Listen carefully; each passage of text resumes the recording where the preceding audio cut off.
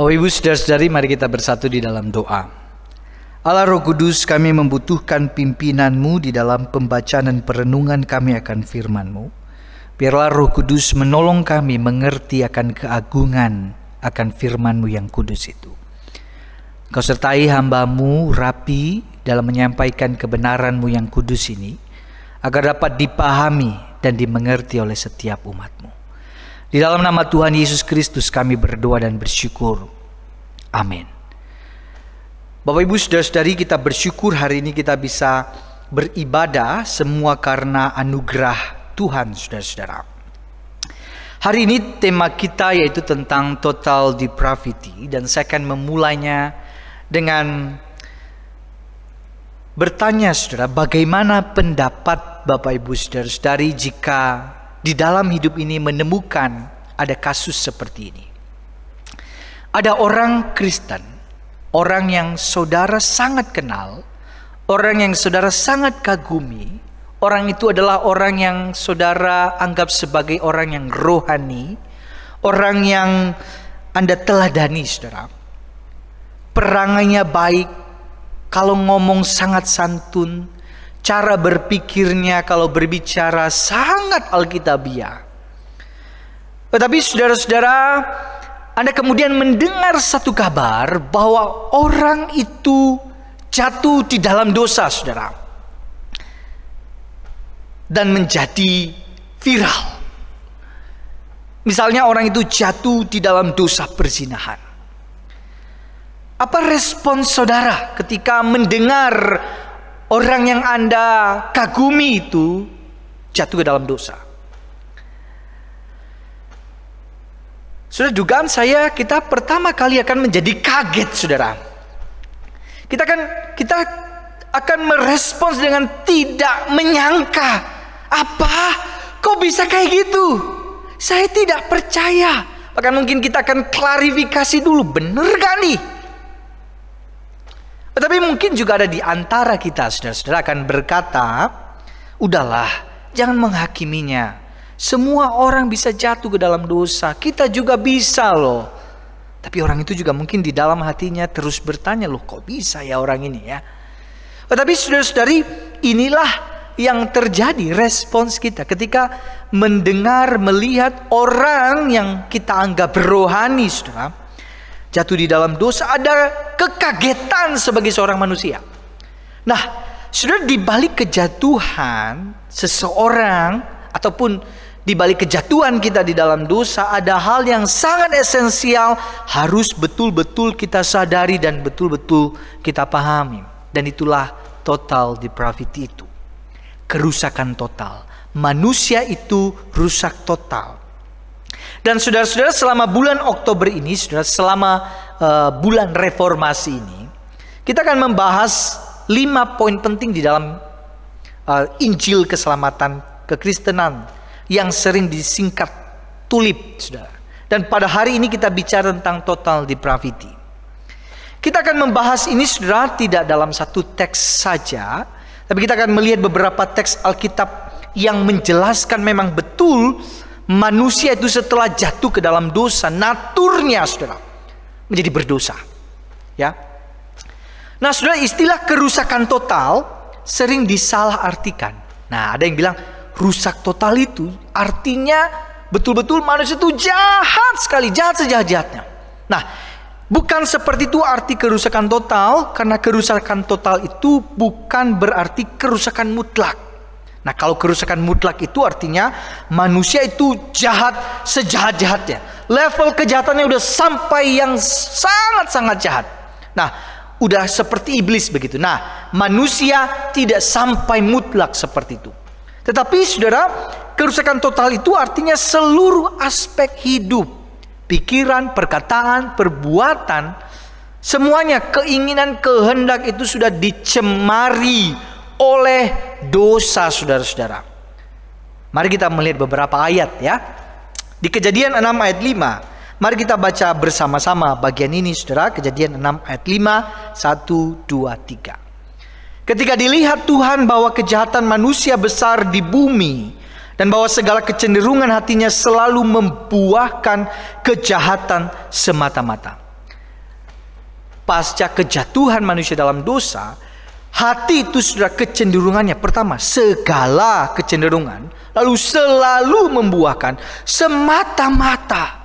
Jadi sudah seluruh aspek hidup manusia itu menjadi kecenderungannya melakukan dosa, saudara-saudara.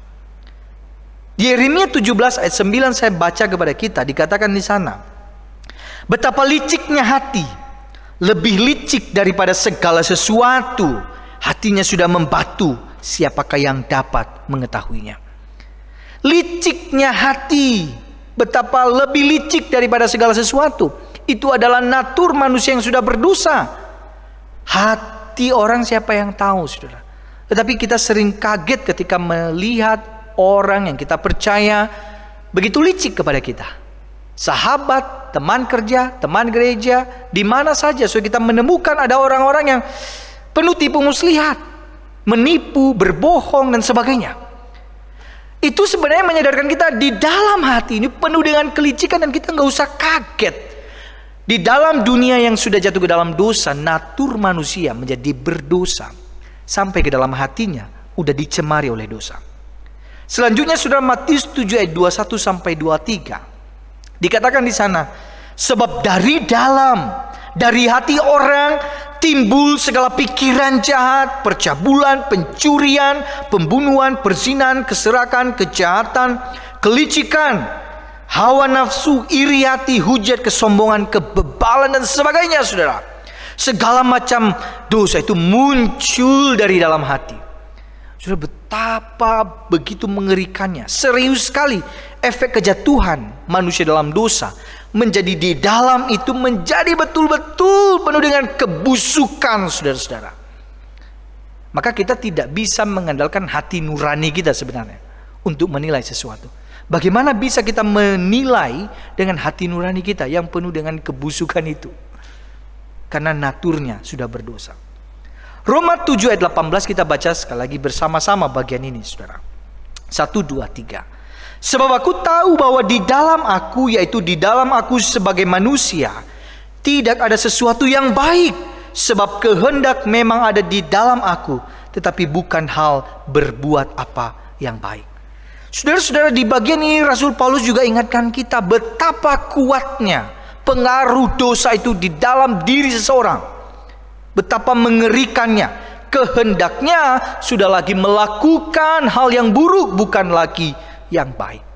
Saudara, ada banyak teks lain, tetapi bagian ini ingin menjelaskan kepada kita bahwa seseorang kalau belum lahir baru, kecondongan hatinya, kecenderungan hatinya melakukan dosa. Makanya saudara-saudara, kalau ada orang lain jatuh dalam dosa, tidak usah kaget-kaget banget lah. Karena itu adalah efek sebagai konsekuensi dari manusia yang berdosa. Dunia yang sudah jatuh ke dalam dosa. Jika diberi ilustrasi seperti ini, saudara ya. Ada seekor singa berada di dalam kandang. Lalu saudara meletakkan di depan singa itu semangkok daging dan semangkok sayur. Nah, saudara, menurut saudara mana yang akan dipilih oleh singa untuk dimakan? Daging dong ya. Tidak mungkin dia makan sayur. Kecuali dia memang lagi diet dan pengen makan sayur. Tapi kayaknya enggak, karena memang naturnya adalah hewan pemakan daging. Nah, kita itu saudara seperti itu, saudara ya. Bahwa kerusakan total itu membuat kehendak kita di antara pilihan-pilihan itu yang kita lakukan, kecenderungan hati kita, saudara, adalah melakukan yang berdosa. Karena itu naturnya sampai segitunya. Yang kita pilihan kita, yang kita lakukan adalah dosa. Nah, saudara-saudara, coba pikirkan, saudara, kalau di rumah sedang ada masalah misalnya, antara suami dengan istri, antara anak dengan orang tua, antara teman kerja kita, saudara. Ketika ada konflik ini, biasanya kecenderungannya kan begini, saudara. Ada masalah itu kita akan selalu merasa, gua bener, ada yang kamu yang salah kayaknya ya. Biasanya agak susah untuk kita mengakui bahwa aku yang salah. Kita pasti akan membenarkan diri dan membela diri kita terlebih dahulu. Nah, kalau ada seperti itu, itu kecenderungan bahwa memang kita ini selalu melakukan hal seperti itu yang berdosa. Nah, saudara-saudara, bisa dinilai sendiri ya dari suami istri, gimana kira-kira siapa yang paling gak bisa ngalah ya, siapa yang paling banyak membenarkan dirinya. Nah, bilang, wah betul, kamu sudah total depravity ya, udah rusak total. Nah saudara, apalagi kalau kita modelnya saudara suka cari kambing hitam ya, suka cari kambing hitam. Kalau misalnya begini saudara, anak baik misalnya dalam sebuah keluarga, anak baik, papa akan bilang, siapa dulu dong papanya. Nah, tapi kalau anak nakal dilempar ke istri, lihat anakmu, kenapa kayak gitu kelakuannya? Lalu mamanya jawab apa? Siapa dulu dong papanya. Ya saudara-saudara, ini kan seperti mirip kakek Adam sama Hawa saudara. Ketika mereka jatuh dalam dosa, mereka saling salah menyalahkan. Ditanya ke Adam, dia bilang Hawa yang suruh. Ditanya ke Hawa, dia bilang ular yang suruh. Nah saudara-saudara, kecenderungan ini sebenarnya itu adalah kecenderungan kita sebagai orang yang berdosa. Kita itu saudara-saudara kecenderungannya memang merasa dirinya kita paling benar, orang lain salah. Dan itu kecenderungannya saudara-saudara. Sehingga saudara, kalau kita belum lahir baru, belum mengenal Yesus, belum mengenal Kristus dengan sungguh-sungguh, belum diubahkan oleh Injil Kristus itu, kecenderungan yang jahat ini semakin lama semakin besar, semakin lama semakin jahat. Kalau kita melihat anak-anak kecil misalnya, Bapak Ibu Saudara, pernah gak bertanya mengapa anak-anak yang kecil bisa berbuat dosa meskipun tidak diajarin? Mereka itu bisa egois loh. Mereka bisa ingin menang sendiri. Mereka bisa berbohong. Ditanya udah tidur siang, udah, padahal main game misalnya begitu. Mereka bisa punya rasa iri. Mereka bisa pukul adiknya, saudara-saudara. Nah ini kan gak diajarin. Ini artinya apa? Penegasannya bahwa ketika seorang lahir itu, dia tidak menjadi seperti kertas putih, saudara. Ingat bahwa dia juga sudah dicemari oleh dosa. Ya saudara-saudara, oleh karena itu saudara, memang bagian ini menjadi sangat penting untuk setiap orang tua. Ingat, mesti sungguh-sungguh berdoa memuridkan anak-anak kita, saudara, supaya mereka sungguh-sungguh mengenal Kristus. Bukan cuman ikut praktek-praktek agamawi loh saudara, tapi mereka mengalami perjumpaan pribadi dengan Tuhan. Mereka mengalami pertobatan saudara. Karena itu yang akan mengubah kehidupan mereka. Terlalu banyak orang tua saudara kemudian mengajarkan anaknya, kamu lakukan ini, kamu baca Alkitab, kamu ikut sekolah minggu, kamu ikut persekutuan. Tapi mereka nggak melihat itu di dalam keluarganya. Mereka nggak mengalami perjumpaan dengan Kristus itu dalam keluarganya. Dan kita mengharapkan mereka akan baik. Lalu kita akan kaget, loh kok bisa dia menjadi berdosa seperti itu. Saudara-saudari, ingat saudara, tugas kita apalagi di tengah-tengah dunia media sosial sekarang ini, orang tua menjadi betul-betul harus lebih sungguh-sungguh untuk memuridkan anak-anaknya. Jangan sampai dunia ini yang memuridkan anak-anak kita, saudara. Saudara-saudari, orang-orang dewasa yang sekarang ini ada di penjara, yang katanya penjara kita itu sudah kelebihan kapasitas. Mereka itu dulunya saudara ya, yang jadi pembunuh, koruptor, pencuri, pezina dan sebagainya. Tahu nggak saudara? Mereka itu dulunya adalah bayi-bayi lucu yang imut saudara. Mereka adalah orang-orang yang kalau kita lihat dulu, aduh pengen cubit, pipinya pasti tembem-tembem. Tapi gedenya sudah menjadi penjahat saudara. Merugikan orang lain. Kenapa? Sudah karena kecenderungan orang itu adalah berdosa, melakukan dosa. Nah poin pertama saudara, kerusakan total bukan berarti kerusakan mutlak. Tetapi kerusakan total itu berarti seluruh aspek hidup kita sebagai manusia sudah dicemari oleh dosa. Nah poin yang kedua adalah kerusakan total bukan berarti manusia tidak dapat melakukan kebaikan. Nah, mungkin kan kita bertanya, loh berarti nggak ada yang baik dong kalau udah manusia natur berdosa.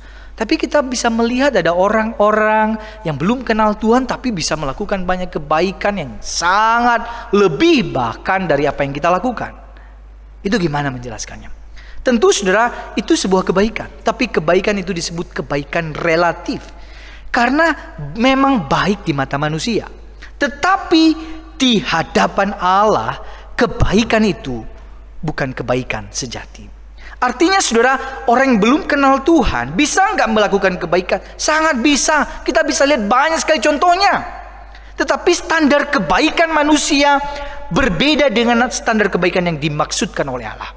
Setidaknya ada 3 unsur ini saudara. Kebaikan yang sejati yang berkenan di hadapan Allah. Pertama, ada iman yang benar di sana. Yang kedua, sesuai hukum Allah atau firman Allah. Yang ketiga, motivasinya memuliakan Allah. Nah, kalau ada orang-orang berbuat baik misalnya saudara, tapi nggak kenal Tuhan, berarti gugur, tidak ada iman. Mungkin sesuai dengan hukum, yaitu menolong orang miskin, menolong orang yang kesusahan. Tetapi poin ketiga tidak ada. Motivasinya memuliakan Allah? Tidak. Jadi apakah betul dikatakan itu sebuah kebaikan? Relatif. Jadi di mata kita baik, tetapi di mata Tuhan tidak, saudara-saudara. Karena kebaikan sejati itu, saudara-saudara, kalau tidak memenuhi satu unsur saja, maka itu nggak berkenan kepada Allah. Maka ini jadi sangat-sangat baik sekali, saudara. Kalau kita berbuat baik sama seseorang, melakukan kebaikan, betul-betul tanya sama diri, kita melakukan ini untuk apa? Supaya dipuji orang, untuk kepentingan diri kita. Kalau seperti itu bukan kebaikan sejati, saudara. Ya, orang yang belum percaya kepada Yesus bisa jadi orang baik, tetapi kebaikan itu bukan kebaikan sejati karena tidak ada unsur tadi, iman yang benar, sesuai hukum Allah, dan motivasinya memuliakan Allah. Kita lihat beberapa teks, saudara ya. Yohanes 3 ayat 3. Di sana tentang kisah Nikodemus. Di sana dikatakan Yesus menjawab, katanya, "Aku berkata kepadamu, sesungguhnya jika seorang tidak dilahirkan kembali, ia tidak dapat melihat kerajaan Allah."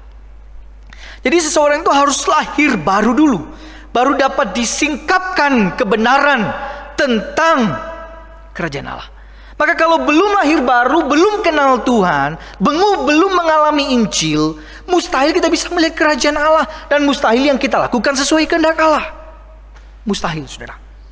Di Yesaya 64 ayat 6 dikatakan, "Demikianlah kami sekalian seperti seorang najis, dan segala kesalehan kami seperti kain kotor." Nah, ini yang saya bilang tadi, saudara. Ini menegaskan, saudara, bahwa memang kita bisa melakukan kebaikan, tetapi tanpa iman yang benar kepada Kristus, tanpa motivasi memuliakan Allah, tanpa sesuai dengan hukum Allah, itu kebaikan relatif.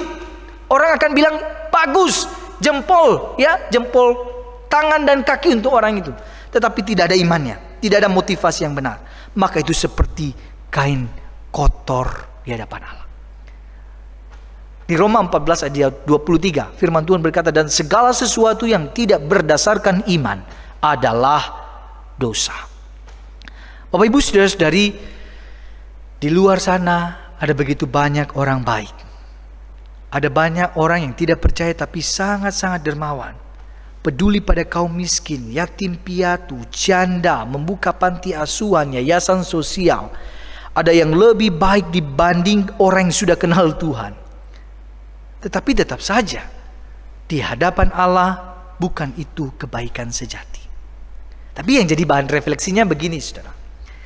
Kalau orang yang tidak kenal Tuhan itu bisa lebih baik perangainya dibanding kita yang kenal Yesus.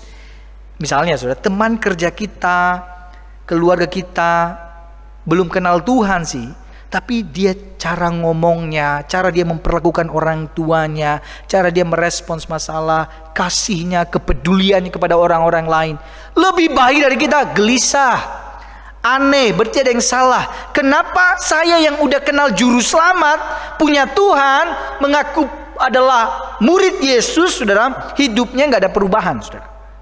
Nah, artinya itu belum sungguh-sungguh lahir baru, belum sungguh-sungguh mengalami kuasa Injil itu. Nah, kita mesti betul-betul lagi mengoreksi diri kita. Nah, Bapak Ibu saudara-saudari, di dalam bagian ini sebenarnya kerusakan total itu mengajak kita untuk koreksi diri. Kalau melakukan kebaikan, saudara, Tanya motivasinya apa? Betul-betul itu berdasarkan iman, firman Allah, dan motivasinya memuliakan Allah? Atau jangan-jangan sudah kebaikan-kebaikan kita itu saudara tujuannya supaya kita dipuji orang, supaya kita disanjung orang, supaya kita diakui orang. Kalau demikian, maka kebaikan itu sudah dicemari oleh keinginan kita yang berdosa. Mari kita datang, Tuhan ampuni saya, udah tercemar lagi. Dan ingat, kecondongan kita ke sana. Siapa sih yang tidak suka dipuji, disanjung, mengambil kemuliaan untuk dirinya sendiri? Kita, orang berdosa, kecenderungannya seperti itu. Maka ingat saudara, poin kedua, kerusakan total bukan berarti manusia tidak dapat melakukan kebaikan. Tetapi kebaikan itu hanya baik di mata manusia, tidak baik di hadapan Allah jika tidak ada unsur iman, sesuai firman Allah, dan memuliakan Allah. Nah saudara-saudara, dari dua bagian tadi, maka ada dua pelajaran penting bagi kita tentang doktrin kerusakan total ini. Yang pertama saudara, kerusakan total menyadarkan kita apa artinya diselamatkan oleh anugerah. Saudara, kalau kita melihat fakta-fakta Alkitab, kita ini dari lahirnya saja sudah rusak secara natur saudara. Sudah menjadi natur berdosa. Lalu apa yang kita banggakan saudara? Apa kita mengatakan bahwa kita bisa menyelamatkan diri kita sendiri? Sangat tidak bisa. Tetapi saudara, kalau di antara jutaan manusia di dunia ini, saudara dan saya dipilih, diberi anugerah oleh Allah untuk menjadi percaya kepada Dia, itu adalah anugerah yang sangat besar. Jangan sia-siakan anugerah itu saudara. Kalau Tuhan memilih engkau percaya kepada Dia, itu anugerah yang sangat-sangat besar. Tidak semua orang bisa mengenal Yesus Kristus sebagai Tuhannya. Tetapi kalau sudah melihat anugerah besar itu, jangan pernah sia-siakan hidupmu untuk kepentingan dirimu sendiri, saudara-saudara. Persembahkan hidupmu untuk mengerjakan pekerjaan Tuhan, untuk memuliakan Tuhan. Keluarga kita persembahkan untuk melayani Tuhan. Harta kita, tenaga kita, masa muda kita, persembahkan untuk Tuhan. Maka orang yang sudah sungguh-sungguh menyadari kerusakan total ini, saudara, betapa gelapnya manusia itu, tetapi betapa indahnya Injil itu, saudara. Terang benderangnya Injil itu kemudian kelihatan jelas ketika melihat diri. Aku betul-betul orang yang tidak layak Tuhan masuk ke dalam surgamu, tetapi engkau sudah menyelamatkanku. Jadi kalau sudah seperti itu, sudah sebenarnya tidak ada alasan bagi kita untuk mengatakan aku tidak punya waktu untuk Tuhan. Hei saudara, itu terlalu menyepelekan anugerah Tuhan. Tuhan sudah beranugerah. Syukuri dan hiduplah untuk menyenangkan hati Tuhan. Poin yang kedua sudah yang dapat kita pelajari. Kerusakan total menyadarkan kita bahwa sebagai orang percaya, setiap saat kita bisa jatuh. Makanya setiap saat kita harus selalu bergantung kepada kuasa Roh Kudus. Setiap hari kita itu punya kecenderungan berdosa. Ini saudara, nanti di rumah ada saja masalahnya. Hal-hal sepele seringkali jadi persoalan, jadi pertengkaran, bikin kita marah, bikin kita naik pitam dan sebagainya, ya. Sumbernya dari mana saja. Nah, itu kecenderungannya. Maka setiap saat saudara kita bisa jatuh di dalam dosa, tetapi kita harus selalu bergantung kepada kuasa Roh Kudus. Saudara-saudari, saya itu sebenarnya sering jengkel kepada diri saya sendiri, saudara. Ketika mempersiapkan bagian ini, saya selalu bertanya kepada Tuhan, oh Tuhan, ada banyak hal kebenaran yang saya tahu, tetapi sedikit yang saya lakukan. Kenapa seperti ini ya? Kadang-kadang saya gagal untuk melakukannya. Tetapi itu manusia, itu pergumulan kita semua, saudara. Oleh karena itu sebenarnya kesadaran itu menolong kita untuk begini. Setiap hari itu penting sekali kita untuk terus membangun keintiman dengan Allah. Kenapa kita penting berdoa, saudara? Kenapa kita penting membaca firman? Kenapa kita penting untuk membangun keintiman dengan Tuhan? Karena setiap hari dunia ini sudah jatuh dalam dosa, pengen menarik kita untuk melakukan dosa. Maka kita butuh perspektif ilahi untuk menolong kita melewati satu hari demi satu hari. Ada banyak hal yang menjadi pergumulan kita setiap hari. Kita bisa marah, kita bisa dengki, kita bisa iri, kita bisa sombong. Semuanya bisa terjadi, saudara. Maka setiap hari teruslah membangun keintiman dengan Allah Roh Kudus. Saudara-saudara, biarlah Tuhan yang terus memampukan setiap kita untuk menjadi pelaku-pelaku firman Tuhan. Mari kita tenangkan hati kita, saudara. Mari kita bertanya kepada Tuhan apa yang Tuhan ingin sampaikan kepada setiap kita. Renungkan apa pesan Tuhan kepada saudara-saudari sekalian.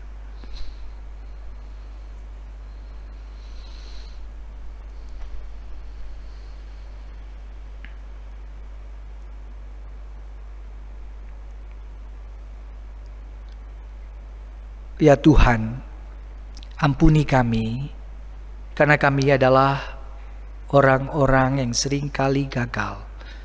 Orang-orang yang hari ini berkata kami mau berubah, tapi sedetik kemudian kami bisa berbalik lagi kepada kebiasaan-kebiasaan buruk kami. Kami mengaku Tuhan, kami mengakui kami adalah orang-orang yang sering menyakiti hati-Mu.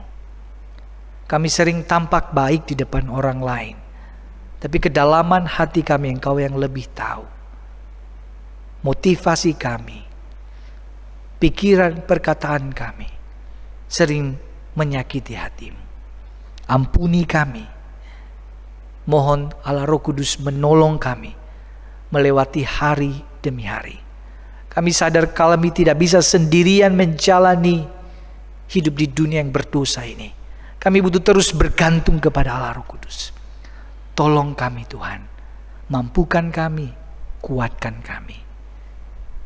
Demi Yesus Kristus kami berdoa dan bersyukur. Amin.